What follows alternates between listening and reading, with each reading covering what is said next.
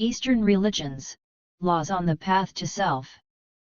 The Romano-Germanic tradition of lawmaking is familiar and organic to us, as we share the democratic values of Western culture.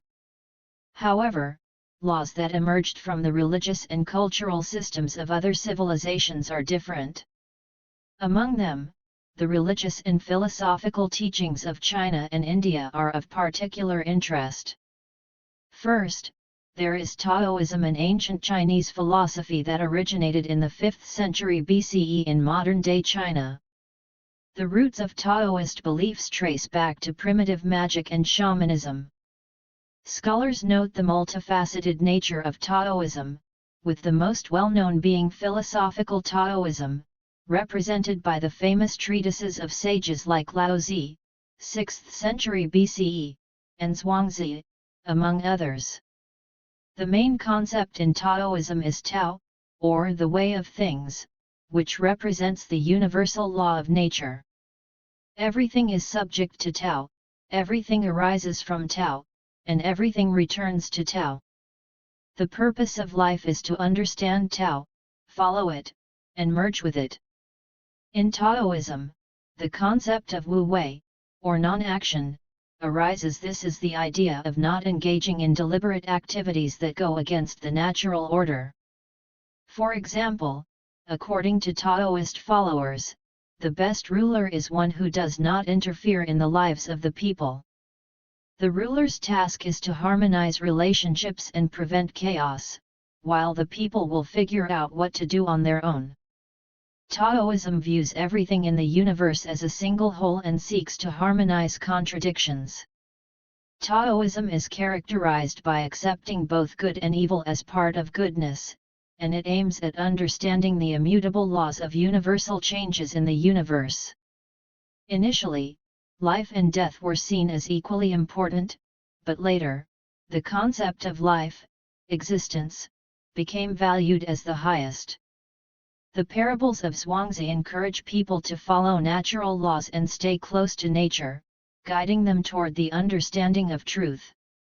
Around the same time, Confucianism emerged in China, an ethical and philosophical system developed by the thinker and philosopher Confucius, who lived from 551 to 479 BCE.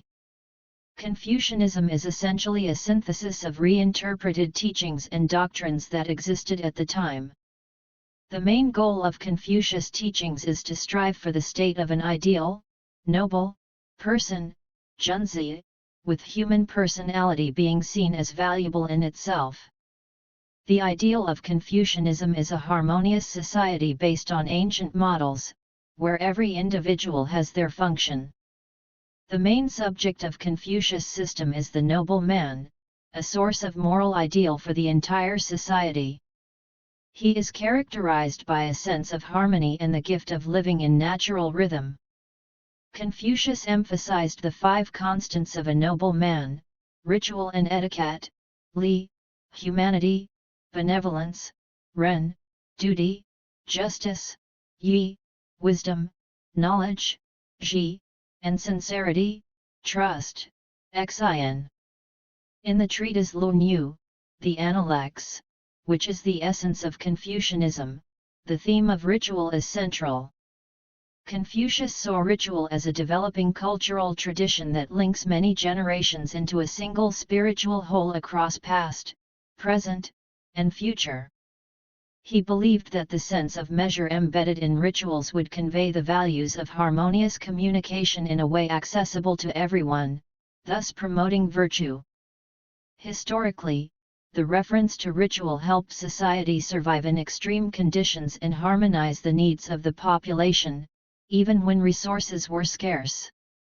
To achieve equality, inequality is necessary. This postulate became central to Chinese social life. Confucianism is primarily a teaching about morality. Confucian ethics rely on concepts such as the golden mean, a middle ground in human behavior between extremes, such as caution and recklessness, humanity, based on filial piety and respect for elders, and reciprocity, or care for others, a core moral precept of Confucianism. Together, these constitute the right path, Tao, which anyone who wishes to live happily should follow, meaning to live in harmony with oneself, with others, and with heaven. Notably, when asked by one of his disciples to express the essence of his teaching in one word, Confucius formulated the ethical rule that forms the basis of one of the laws of KarmaLogic: do not do to others what you do not want done to yourself. Hinduism, which appeared in India around 5400–2500 BCE, is more a philosophy, tradition, and way of life from birth to one's last earthly breath, rather than a single religion with a unified doctrine.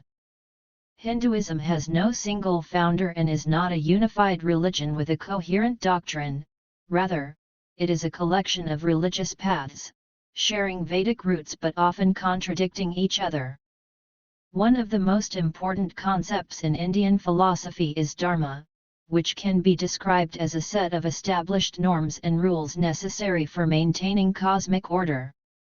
Several principles unite all branches of Hinduism.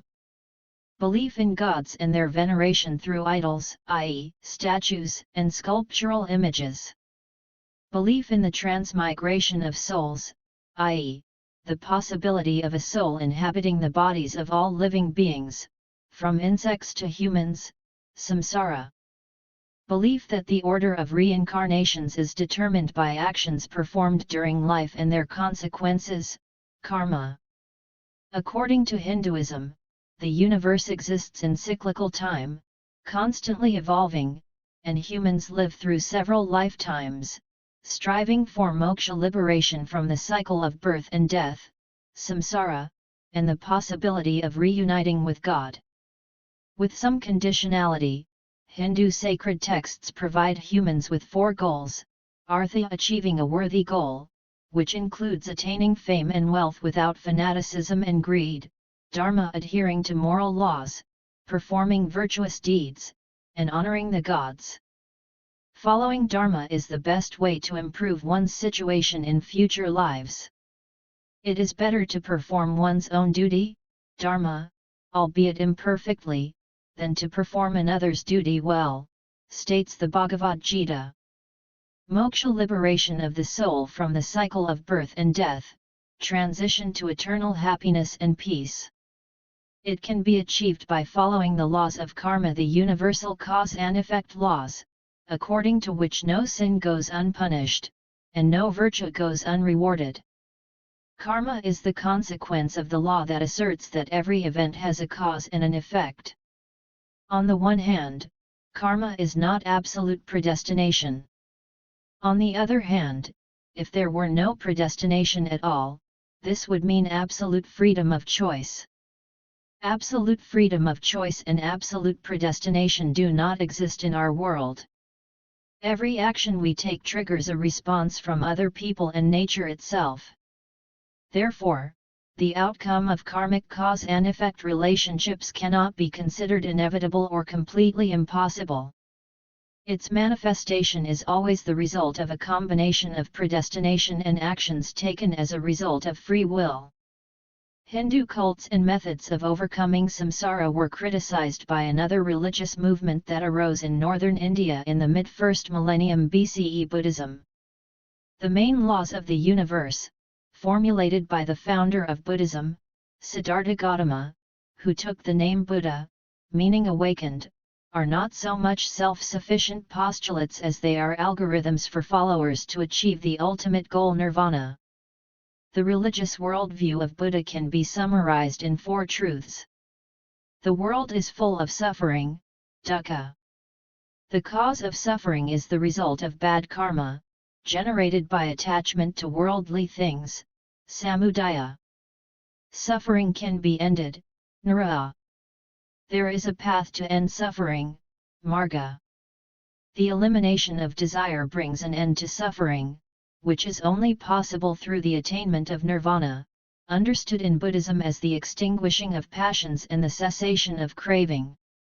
Nirvana is neither desire nor consciousness, neither life nor death. It is a state in which one is freed from the cycle of rebirth. In later Buddhism, Nirvana is understood as bliss consisting of freedom and spiritualization. To achieve the elimination of desire, Buddha proposed the Eightfold Path, which is a set of rules that help a Buddhist approach the ultimate goal of life. Buddha's teaching is the middle way, avoiding the extremes of indulging in sensual pleasures and self-mortification. By mastering these 8 states, a person can achieve mental purity, tranquility, and intuition. These states are: right understanding, believing Buddha that the world is full of sorrow and suffering. Right intention, determining one's path, limiting one's passions and desires. Right speech, watching one's words so that they do not lead to evil. Speech should be truthful and benevolent. Right action, avoiding unvirtuous acts, practicing restraint, and doing good deeds. Right livelihood, living a worthy life without harming living beings. Right effort, guiding one's thoughts, banishing evil, and focusing on the good. Right mindfulness, understanding that evil comes from our flesh. Right concentration, continuously and patiently training, mastering the ability to concentrate, contemplate, and delve into the search for truth. Dharma in Buddhism is the universal law of being, the elemental building block of consciousness and the world, linking our behavior to fate.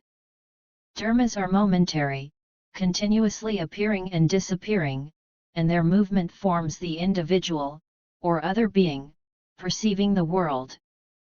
The more a person is consumed by passions, the fewer good dharmas there are and the more unwholesome ones, leading to increased suffering. Buddhists believe that only deliberate intentions can influence a person's karma. Buddhist karma considers even thoughts.